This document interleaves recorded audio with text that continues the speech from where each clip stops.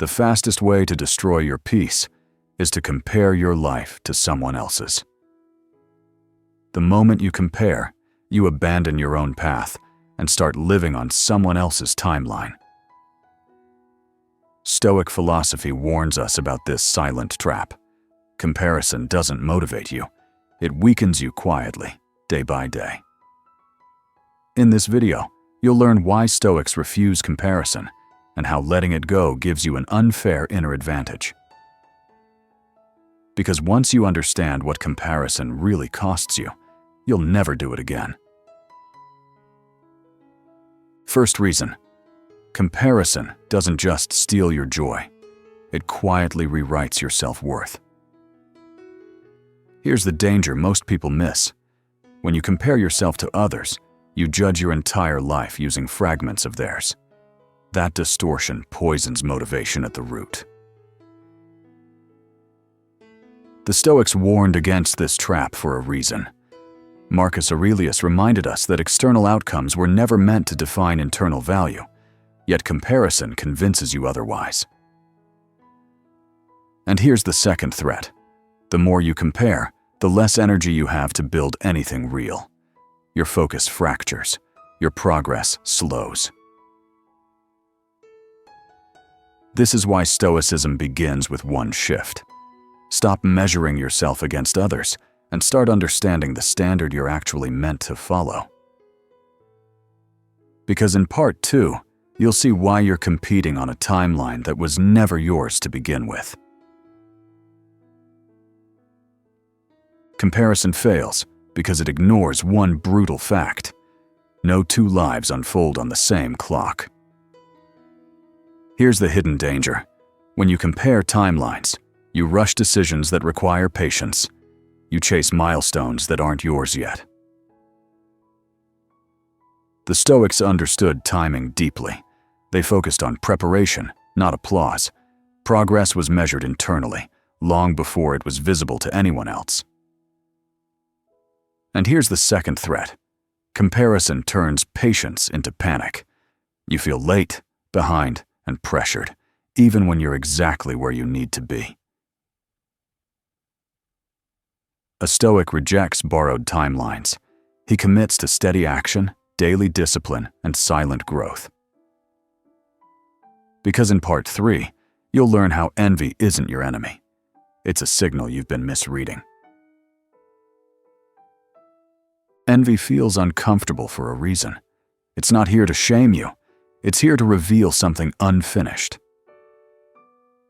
Here's the danger most people fall into. They suppress envy or let it turn into resentment. Both reactions keep them stuck. Stoics viewed emotions as information. When envy appears, it points to a value you care about but haven't fully committed to yet. And here's the second threat. If you compare instead of interpret, envy becomes self-hate. Your focus shifts outward and momentum collapses. A Stoic pauses and asks a different question. What is this emotion trying to teach me? Then he turns envy into direction, not distraction. Because in part 4, you'll discover why focus, not talent, is the real advantage that ends comparison. Most people believe talent creates success. Stoics knew better. Focus does. Here's the hidden danger.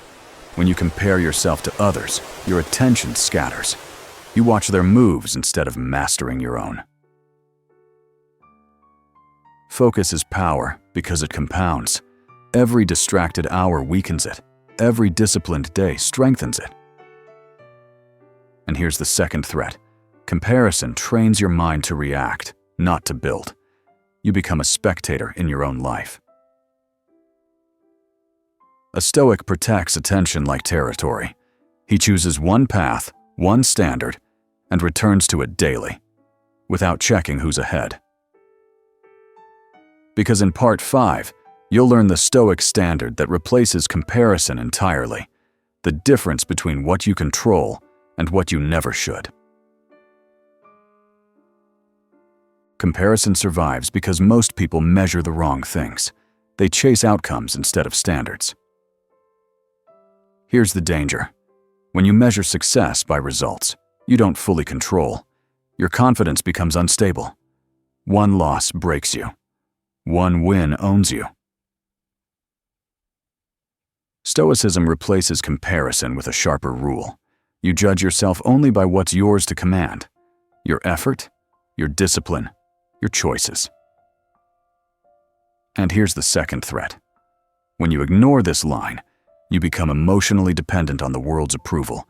That dependence fuels endless comparison. A Stoic asks one question at the end of each day: did I act according to my values? Nothing else counts.